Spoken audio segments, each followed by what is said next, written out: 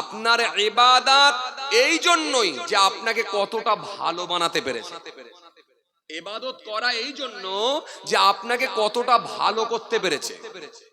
তো সুতরাং আপনার মধ্যে একটা শিষ্টাচার থাকবে, আপনার মধ্যে একটা আদাব থাকবে, আপনার কথাবার্তার ধরনটা আলাদা হবে, আপনার লেবাস পোশাক আলাদা হবে, আপনার ভঙ্গিমা আলাদা হবে, আপনার অ্যাটিটিউড আলাদা হবে, আপনার মধ্যে উদারতা আসবে, আপনার মধ্যে সম্প্রীতি আসবে, আপনার মধ্যে মনুষ্যত্ব থাকবে, আপনার মধ্যে কি বলে আন্তরিকতা থাকবে। টোটালটা মেনটেন করতে পারলে তবে বুঝতে পারবেন যে আপনার ইবাদত আল্লাহর দরবারে কবুল হচ্ছে। কিছু কথা বুঝতে পারছেন? হ্যাঁ। তো ভাইরা আমার, বন্ধুরা আমার, সাথী মহব্বতের ভাইরা, খুব ঠান্ডা ব্রেনে বোঝার চেষ্টা করেন।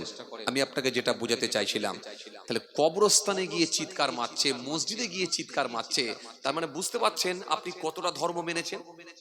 তখন আপনাকে বুঝে নিতে হবে যে আপনার মধ্যে ধর্ম নাই। কেন? ধর্ম থাকলে আপনাকে চেঞ্জ করে দিত, পাল্টে দিত। আপনার ধর্ম আপনাকে পাল্টাবে, আপনার নামাজ আপনাকে চেঞ্জ করে দেবে, আপনার ধর্ম আপনাকে চেঞ্জ করে দেবে। কোরআন স্পষ্ট ঘোষণা দিয়েছে, ইন্নাস সালাতা তানহা আনিল ফাহশাই ওয়াল মুনকার।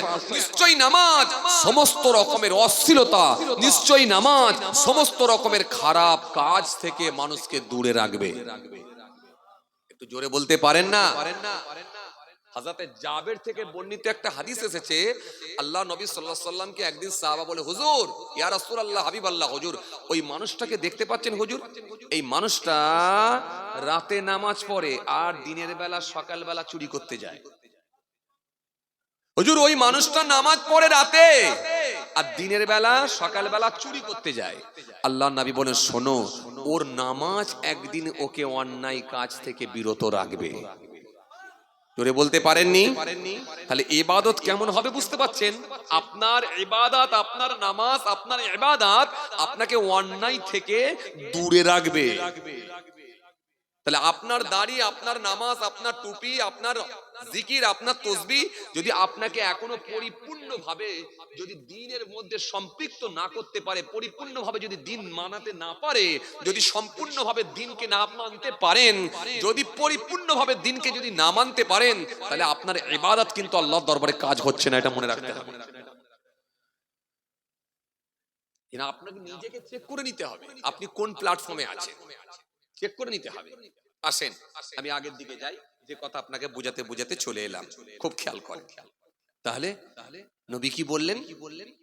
নবী সুন্দর করে বললেন, যদি নেক কাজের দিকে আহ্বান করা যায়, ডাকা যায়, তার ডাকে সাড়াদানকারী যে পরিমাণ সওয়াব পাবে, যিনি ডেকে নেক রাস্তা দেখাবে, মহান আল্লাহ খুশি হয়ে গিয়ে তাকে ডবল সওয়াবের হকদার করবে।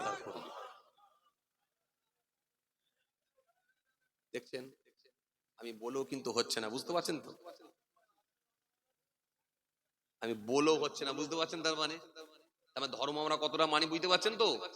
এত সহজ নয়। ধর্ম আপনাকে পাল্টে দেবে, আপনাকে আদব শেখাবে ধর্ম, শিষ্টাচার শেখাবে ধর্ম, ডিসিপ্লিন শেখাবে ধর্ম, মানবতা নিয়ে আসবে ধর্ম, আপনার হিংস্র ভাবকে কমিয়ে দেবে, দমিয়ে দেবে, সেটা ধর্ম, আপনার উগ্রতাকে মিটিয়ে দেবে, সেটা হলো ধর্ম।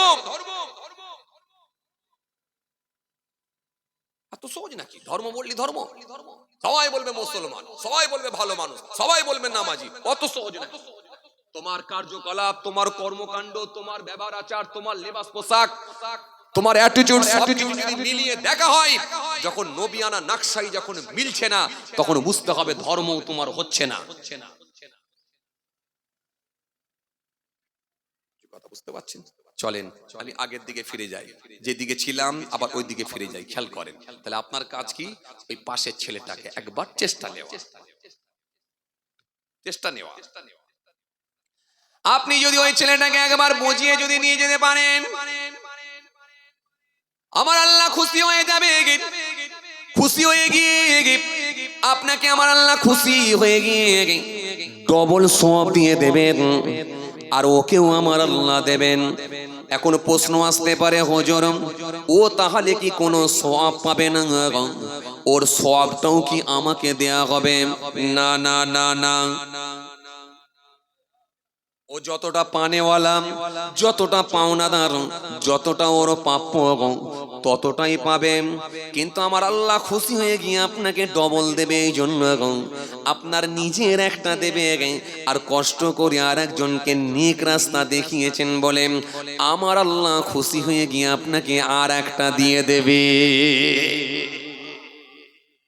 এই হাদিসটার মধ্যে আবার বলা হয়েছে সুন্দর করে, পরের অংশটাই বলা হলো, আর কাউকে যদি অন্যায় কাজের দিকে আহ্বান করা হয়, কাউকে যদি পাপ কাজের দিকে ইনভাইট করা হয়, চল বন্ধু সিনেমাটা একটু দেখে আসি, চল বন্ধু একটা লটারির টিকিট কাটতে যাব, চল বন্ধু একটু গ্যাজার টান মারতে যাব বলে যদি তাকে অন্যায় কাজের দিকে যদি আহ্বান করা হয়, অন্যায় কাজের দিকে যদি ডাকা হয়, তার ডাকে সারা দানকারী যে পরিমাণ গুনাহ পাবেন, যিনি ডেকে অন্যায় কাজের রাস্তাটা দেখাবেন, তাকে আমার আল্লাহ ডবল গুনাহ দেবে, ডবল পাপ দেবে, ডবল গুনার সঙ্গে সে সম্পৃক্ত হবে।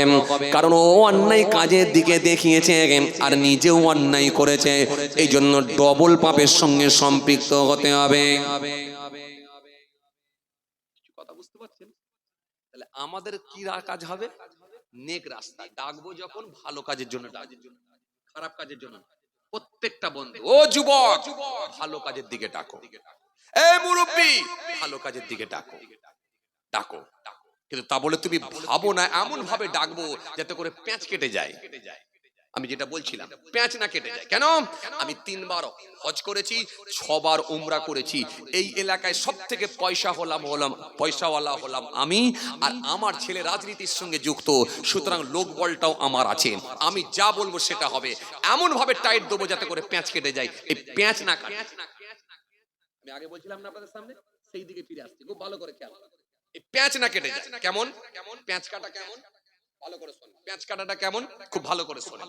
জুম্মার দিনে হাজী সাহেব জুম্মার নামাজ পড়ে বেরিয়েছে, যেটা বলতে বলতে চলে এসেছিলাম। জুম্মার দিনে হাজী সাহেব জুম্মার নামাজ পড়ে বেরিয়েছে, আর ওই দিক দিয়ে দেখা যাচ্ছে মুদিখানা দোকানটার ঝাঁপটা বন্ধ করে তালাটা মেরে দিয়ে যুবক ছেলেটা সাইকেলে চেপে বাড়ির দিকে ফিরছে। হাজী সাহেব দেখতে পেয়ে রেগে গেল। কেন? ওয়াজে শুনেছে নেক কাজের দিকে আহ্বান করতে হয়, আল্লাহ ডবল সওয়াবের হকদার করবে। হাজী সাহেব রেগে গেল, রেগে গিয়ে বলে, এই ছেলে দাঁড়া। ছেলে দাঁড়িয়ে গেল, দাঁড়িয়ে গিয়ে বলে, বেয়াদব, আজকে জুম্মার নামাজটাও পড়লি নি?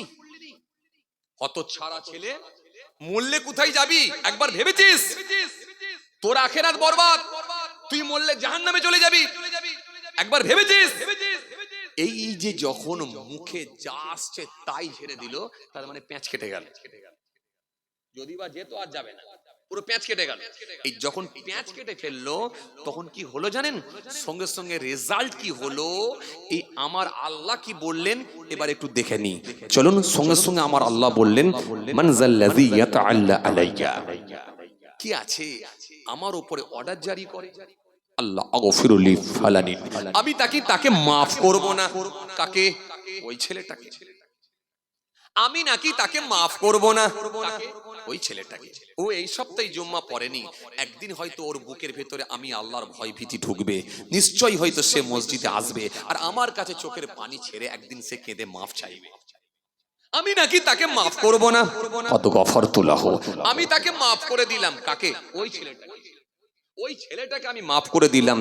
আবাবতু আমালিকা, তোমার আমলকে আমি আল্লাহ বরবাদ করে দিলাম।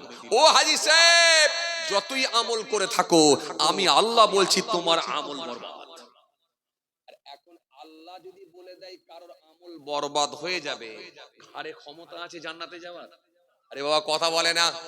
আরে আল্লাহ যদি বলে দেয় কারোর আমল বরবাদ, ঘাড়ে কোনো ক্ষমতা নেই। আল্লাহ বলেন তোর আমলকে বরবাদ করে দিলাম, চল তোর আমল বরবাদ। কেন?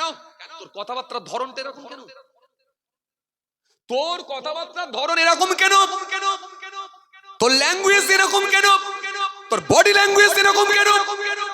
এটা কি নবিয়ানা আদর্শ? তুমি বলতে পারতে, আমার নবীর নকশা ধরে যদি বলতে, আমি আল্লাহ বড় খুশি হয়ে যেতাম। জোরে বলবেন না, আরো জোরে বলবেন না। ওই যুবকটাকে যখন দাঁড় করালে, ফার্স্ট যদি বলতে আসসালামু আলাইকুম, যুবক ছেলেটা বলতো ওয়ালাইকুম আসসালাম। যুবকটাকে বলতে বাবা একটু দাঁড়াও, দাঁড়ানোর পরে যুবকটাকে বলতে বেটা বেটা আজকে জুম্মার দিন, তুমি জুম্মাটা মিস করে ফেললে বেটা, পয়সা তো দেওয়ার মালিক আল্লাহ, রুজির মালিক আল্লাহ, তুমি কেমন ভুল করলে বেটা, জুম্মার নামাজটা তোমার পড়া উচিত ছিল। কে কখন আল্লাহ ডেকে নেবে কেউ জানে না, আমিও চলে যেতে পারি, তুমিও চলে যেতে পারো, কোন সময় কার মৃত্যু হবে কেউ জানে না। বেটা তুমি আজকে জুম্মার নামাজটা মিস করে দিলে বেটা, খবরদার আগামী সপ্তাহে যেন এই মিস না হয়। বেটা আমি আশা রাখবো তো যে মসজিদে তোমার সঙ্গে ইনশাল্লাহ দেখা হবে, আমি আশা রাখবো তো ইনশাল্লাহ। বেটা খবরদার বলে একটু কোলের কাছে টেনে পিঠটা চাপড়ে দিয়ে চলে যাও বেটা, আগামী সপ্তাহে যেন তোমাকে মসজিদে ইনশাল্লাহ দেখতে পাই। যাও বেটা, একদম মিস করবে না, জুম্মা পড়তে হবে কিন্তু।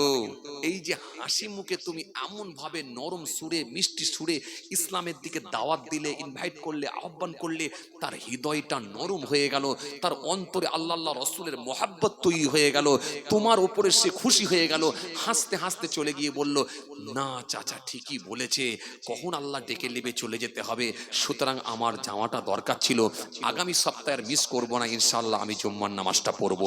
এইভাবেই তো দিন প্রচার করেছে আমার নবী। তুমি কি বললে তোর আখেরাত বরবাদ, তুই মরলে জাহান্নামে যাবি, তুই জান্নাত জাহান্নামের ঠিকাদারি কি তুমি নিয়ে আছো? কাকে জান্নাত দেবো আর কাকে জাহান্নাম দেবো সেটা তো আমি জানি, আমি আল্লাহ ঠিক করব, আমি আল্লাহ ডিসাইড করব, তুমি বলার কে? কথা কিছু বুঝতে পারছেন? কত সূক্ষ্ম কথা বুঝতে পারছেন তো? খালি বলার ভঙ্গিমাটা আলাদা হয়ে যাওয়ার জন্য, স্টাইলটা আলাদা হয়ে যাওয়ার জন্য আল্লাহ বলছে তোর আমলকে বরবাদ করে দিলাম, খালি স্টাইলটা চেঞ্জ হয়ে যাওয়ার জন্য। তাহলে এই মুখকে কত কন্ট্রোল করতে হবে বুঝতে পারছেন? জবান কত কন্ট্রোল করতে হবে বুঝতে পারছেন? তাহলে আপনাকে আমাকে খুব হিসাব করে কথা বলতে হবে।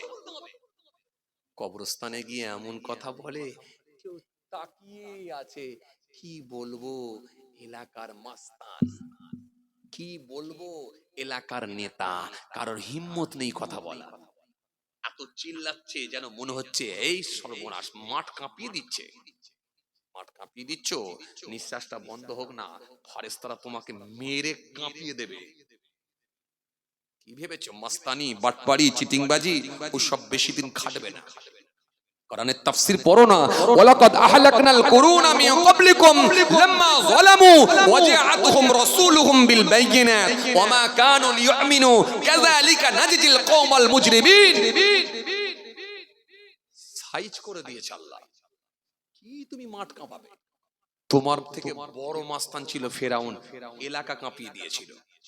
কম বড় মাস্তান ছিল না নমরুদ, পুরো এলাকা কাঁপিয়ে দিয়েছিল, নিজেকে একাই বলেছিল দাদা, পুরো বানিয়ে দিয়েছে আল্লাহ কাদা।